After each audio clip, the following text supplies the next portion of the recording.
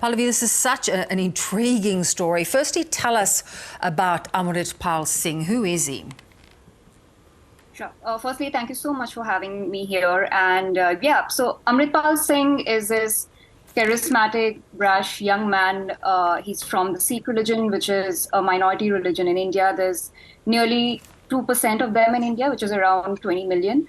And he sort of came into the public eye last year after his return from Dubai. He was in Dubai for a decade. He was there to work, but he's born and brought up in Punjab. And ever since his comeback, his his speeches, his views have absolutely like captured like the local population in Punjab. And he's very open about a topic that's considered completely controversial and like outlawed in India, which is separation of like a Sikh state, and he demands an independent state and for the Sikhs and Sikh sovereignty and Sikh self-assertion. So these are all his ideas, and it's tied to the larger separatist movement, which goes back decades, like back when India was not even free. So like his thoughts are aligned to like this very like old school of thought. But yeah, like in India, it's considered criminal, and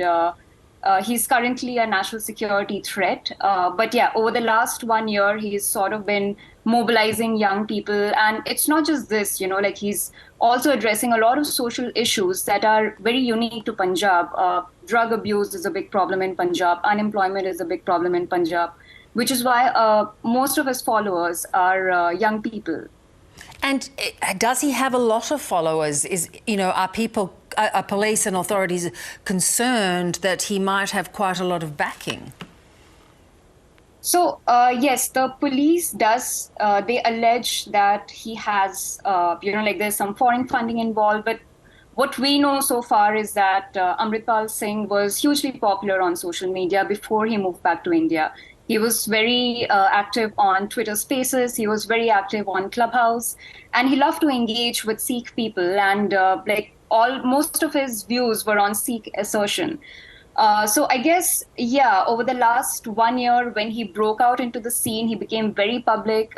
He gave a lot of media interviews. He made sure that he's not misinterpreted, because when you talk about this stuff, it's very easy for your words to be manipulated. So he gave a lot of news interviews. He made sure that every statement which is considered controversial in India, like he explains them. So I guess like over the last 1 year, he saw what officials saw what he was doing, and yes, there have been some concerns from the Indian state authorities that he's up to something. So why has they've been following him, watching him? He's, as you say, treading carefully potentially. What has happened in recent days that now have authorities looking for him and potentially wanting to lock him up? Sure. So the current manhunt, as the police officials call it, it's based on this incident that happened in February. According to reports, an aide of Amritpal Singh, a man called Ravpreet, he was detained. He was arrested by the police near Amritsar, which is a city in Punjab, and Amritpal Singh and his friends, like all of his colleagues and all, they all went to the police station. Now, there are two versions to this story. The police say that, like these guys were armed, they were violent, they started, like the violence first. And Amritpal Singh, in the interviews that he gave later, he said that, like we went to reason with the police. We told them that we are willing to be arrested, but, like don't arrest our friend, and they claim that their friend was, like unfairly blamed for something that didn't happen. So that was their position. And there was a clash between the police and Amritpal Singh and his followers. And I guess this entire case is built on that. But although I think like there was a clash, but like it ended up with the police releasing his friend. So that also happened, and that also concerned the authorities. So, yeah, this entire case is built on that specific February incident. Which is sort of interesting and tenuous.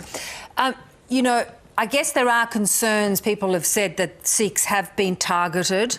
That, of course, we know that the Modi government has become quite nationalistic and has targeted some minorities.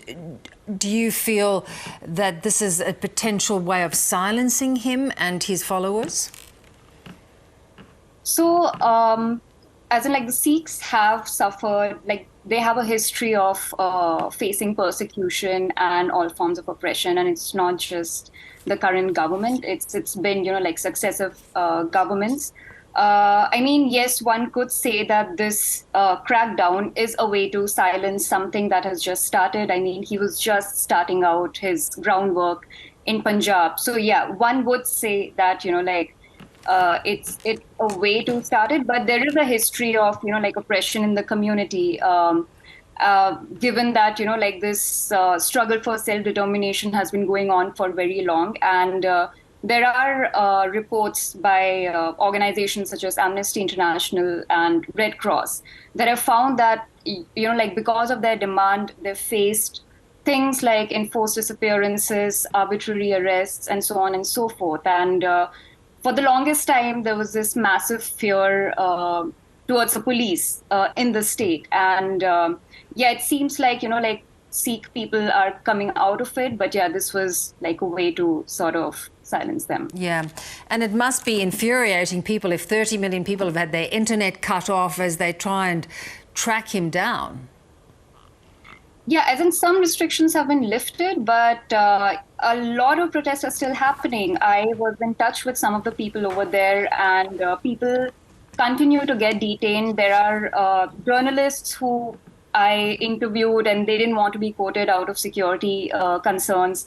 They were saying that journalists' phones are being seized. So that's one thing that I'm hearing from the ground. And yeah, the detentions are happening. There is definitely something happening, but the Punjab police have maintained that there is complete law and order. So there are two sides to the story.